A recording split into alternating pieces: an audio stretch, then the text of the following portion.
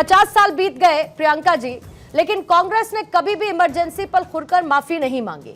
राहुल गांधी ने एक बार जरूर बयान दिया था कि हाँ वो गलत था, लेकिन एक सार्वजनिक तौर पर उसके लिए कोई औपचारिक माफी नहीं आई है। क्या आज भी इमरजेंसी को एक जरूरी कदम कांग्रेस मानती है जो उस वक्त इंदिरा गांधी ने उठाया? पूर्णिमा जी, बचपन में एक पिक्चर देखी थी मैंने 20 साल बाद। अब भारतीय जनता पार्टी लोगों को दिखा रही है 50 साल पहले और 50 साल बाद।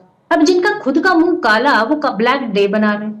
अब ये काले से मुझे याद आया कि भाई काला धन स्विस बैंक में तिगुना हो गया। पूर्णिमा जी, आपका जो 15 लाख था 45 लाख हो गया, बधाई हो आपको। अब आती हूँ मैं इमरजेंसी पर।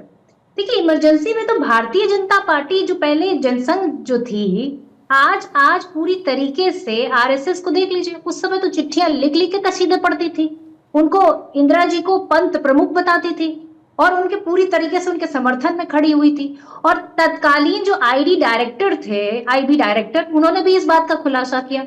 तो तब समर्थन में थी और आज विरोध में है, ऐसा क्यों है?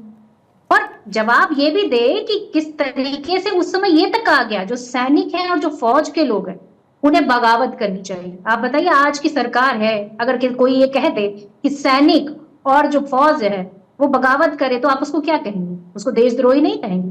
तो मैं तो इनको देशद्रोही कहूंगी पूरी तरीके से। पर आज के सिनारियों में एक चीज और पूछना चाहूंगी कि आज प्रेस की स्वतंत्रता कहाँ है?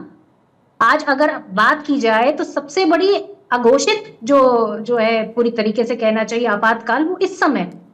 आप बताइए कि प्रेस की स्वतंत्रता में हम 161वें नंबर पर पहुंच गए हैं, जो कांग्रेस के कार्यकाल में लगभग 140 थी। आप ये बताइए कि किस तरीके से सीबीआई, ईडी और जितनी भी जांच की संस्थाएं हैं उन पर किस तरह का दुरुपयोग हो रहा। आप बताइए कि किसी तरीके का किसान जो आंदोलन हुआ उसको किस तरीके से दबाया गया, क्या उसमें पूरे देश ने नहीं देखा? हकीकत ये है कि पूरी तरीके से भारतीय जनता पार्टी अपने किए गए 11 साल के कार्यों को गिनाने में असमर्थ है। इसीलिए कांग्रेस ने क्या किया, कांग्रेस ने क्यों किया, इन्हीं सवालों पर आजू बाजू घूमती रहती है। और सबसे बड़ी बात यह है कि आज इनसे अगर पूछा जाए भ्रष्टाचार पे, तो इनसे सबसे पहले पूछना चाहिए कि इलेक्टोरल बॉन्ड जो है वो किस भ्रष्टाचार की कहानी कहता है। भ्रष्टाचार छोड़िए, अब आइए कि शिक्षा के क्षेत्र में इनसे पूछा जाए 90,000 स्कूल क्यों बंद कर दिए, तो ये नहीं बता पाएंगे, क्योंकि इनको शिक्षा नहीं देनी है ना, इनको शिक्षा पे बात ही नहीं करनी है। इनको आप बताइए कि जो गरीब का बच्चा है, जो सरकारी स्कूलों में पढ़ता था, वो आज स्कूल बंद हो रहे हैं। ये कितना बड़ा एक गरीबों के ऊपर अत्याचार कर रहे हैं ये लोग। प्रियंका गांधी जी, प्रियंका गुप्ता जी, उस पर काम नहीं करना चाहते हैं। आपको पता है कि सबसे बड़ी खूबसूरती लोकतंत्र की क्या है, जो इमरजेंसी के दौरान नहीं थी? आज आप ये सवाल उठा सकती हैं, और उस वक्त जिनको ये सवाल उठाने चाहिए थे उनकी जुबान पर ताला लगा दिया गया था, उनको जेलों में डाल दिया गया था। लेकिन आज जब आप लोग ये कहते हैं कि आज एक अघोषित इमरजेंसी है, उस वक्त एक घोषित इमरजेंसी थी, तो आज तो आप सब कुछ कह पा रही है ना, सरकार से सवाल पूछ पा रही हैं, उस पर चर्चा कर पा रही हैं, सरकार के फेल्यूअर्स को सामने ला पा रही हैं। क्या उस वक्त ये मौका था इमरजेंसी के समय? फिर से अपने सवाल को दोहराती हूं कि क्या कांग्रेस आज लगाई गई उस वक्त की इमरजेंसी को जरूरी कदम मानती है या फिर उसे गलती स्वीकारती है? पूर्णिमा जी, जब देश में आंतरिक माहौल ठीक ना हो, आंतरिक स्थिरता ना हो, लगातार लोग मंचों पर चढ़कर ये कहें कि सैनिक और सेना को पूरी तरीके से विद्रोह कर देना चाहिए, बगावत कर देनी चाहिए, तो आप क्या समझती कि वो बहुत सही हालात थे? कौन सी बाह्य ताकतें हमें कमजोर करना चाहती थी? ये उस समय का जो सिनारियो है उस पर डिस्कशन होना चाहिए, मैं कहती हूँ। पर आप उसको काला दिवस मना रहे हैं। आप अपना बताइए ना कि आपने इस देश के लिए क्या किया। हकीकत यह है कि भारतीय जनता पार्टी सिर्फ और सिर्फ इतिहास के पन्नों से वो खोद कर निकालना चाहती है जिससे देश का भला और ये उसको मौका किसने दिया? अरे भाई, आप ये बताइए, मौका तो देश ने हमें दिया दोबारा ना। इमरजेंसी लागू ना होती तो 50 साल बाद उसको लेकर बीजेपी संविधान हत्या दिवस न मनाती। संविधान की प्रतियां लेकर आप लोग चलते थे ना, और उसी संविधान में लोकतांत्रिक अधिकारों को कुचलने वाला इमरजेंसी का चैप्टर था या नहीं था? मौका किसने दिया बीजेपी को? नहीं भाई, मौका तो देश की जनता ने 80 में हमें दे दिया। लगभग 343 जो है सीटें, लगभग 350 को जल्दी से जोड़ेंगे वापस।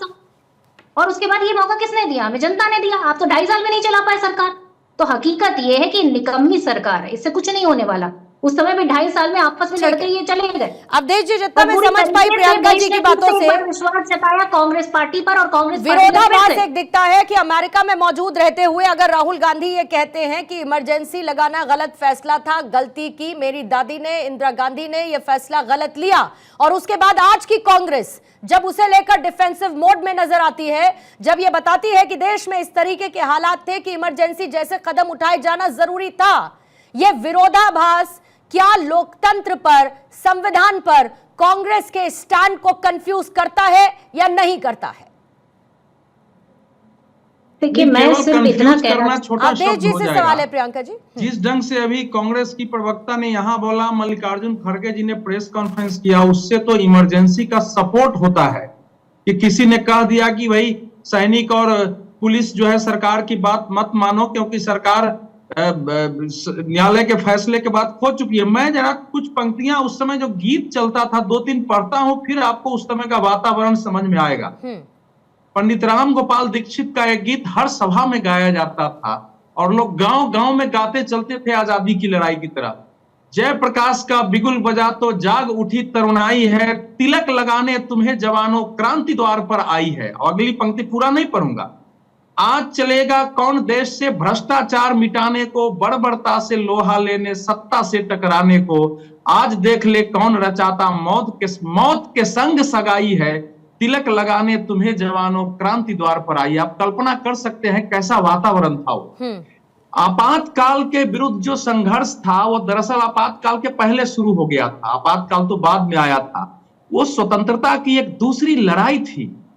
स्वतंत्रता के सपने नष्ट हो रहे थे उस समय। स्वतंत्रता के जब 72-73 से समस्या बढ़ी है तो 25 वर्ष हुए थे। स्वतंत्रता सेनानी जीवित थे, उस समय के सपने देखने वाले जीवित थे, उस समय के युवा लोग बुजुर्ग होकर राजनीति और समाज सेवा के क्षेत्र में थे। तो जब देखे कि सपने ध्वस्त हुए तभी तो खड़ा हुए थे। और ये जो बता रही हैं आप सोचिए ना, अरे पूरा 48 अध्यादेश उस समय जारी हुआ था। पूरा मौलिक अधिकार लोगों के 19 से लेकर के और 21 तक के मौलिक अधिकार जब्त कर लिए गए थे। 200 से ज्यादा अखबार बंद हुए, कई अखबारों के तो प्यून तक अरेस्ट कर लिए गए। कोई उपाय ही नहीं था उस समय। और देश के सारे विपक्ष के नेता रातों रात 25 जून की रात में इधर घोषणा हुई, जो जहां था वो अरेस्ट हो गया। जयप्रकाश जी तो पॉलिटिक्स में भी नहीं थे। और जिस आरएसएस की ये बात कर रही है, आरएसएस पर 4 जुलाई को सरकार ने बैन लगा दिया था और आरएसएस के प्रमुख बाला साहेब देवरस को 29 जून को ही गिरफ्तार कर लिया गया था, बैन लगाने के पहले। और जिस पत्र की ये बात कर रही है वही तो समस्या है कि उन्होंने पत्र लिखा कि इस ढंग से देश नहीं चल सकता है, हमको बातचीत करनी चाहिए। लेकिन उसके साथ सत्याग्रह की भी बात थी, क्योंकि आरएसएस ने उस समय यह तय किया था कि चाहे अंग्रेज की भी सरकार रही हो तो हम बातचीत का प्रस्ताव देते थे आंदोलन के साथ। तो उस पत्र के द्वारा बातचीत का प्रस्ताव था, लेकिन निरंकुश सरकार ने एक व्यक्ति की सत्ता को बनाए रखने के लिए पूरे संविधान और लोकतंत्र की बलि चढ़ा दी गई है।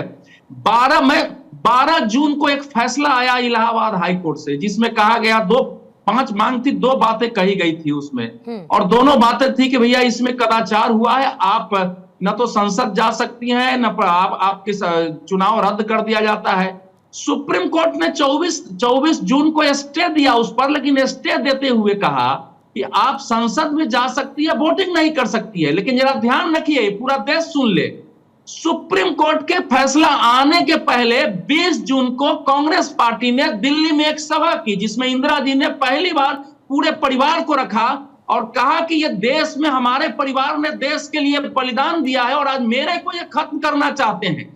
यानी देश और परिवार एक है। और उसमें जो भाषण हुई है, इंदिरा सुबह तेरा, इंदिरा रात्रि तेरा, इंदिरा दोपहर तेरा, पूरा भाषण देख लीजिए ना। तो एक व्यक्ति की सत्ता को बनाए रखने के लिए न्यायालय के फैसले को रौंदते हुए और देश के संविधान को ताक पर रखते हुए, और प्रियंका जी तो उस समय पता नहीं कहां थी। मैं आपको पूर्णिमा जी बता रहा हूं, मैं हाई स्कूल का छात्र था उस समय। हम लोगों ने वो दौर देखा है, क्या दौर था। रात में पुलिस घर में आती थी, लोग खाना खा रहे हैं, जूते से थाली मार के उड़ा दिया जाता था। समाज में लोग उसको बचाने नहीं जाते थे। हजारों लोगों के परिवार नष्ट हो गए, उनका किसी पार्टी से लेना देना नहीं था पूरे देश में। और इस ढंग से पूरी आजादी को गला रौदना, सुप्रीम कोर्ट के पूरे पावर खत्म कर दिए गए। कानून ऐसा बनाया गया कि प्राइम मिनिस्टर पर कोई भी अगर चुनाव याचिका होगी तो कोर्ट में नहीं जाएगी, उसको अथॉरिटी उसको देखेगी।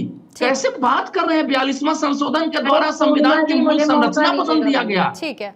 और उस किसी को भी उम्मीद नहीं थी जब जेल में लोग ये थे, तो नारा उम्मीद नहीं आया, थी कि जेल से इंडिया लोग इज छूटेंगे। इंदिरा, इंदिरा ये इज भयावह इंडिया। परिस्थिति थी, उसकी तुलना किसी से ये नहीं एक हो तरीके सकती। का पर्सनालिटी कल्ट था, एक तरीके का केंद्रीकरण सत्ता को लेकर ये साफ तौर पर दिखाता था।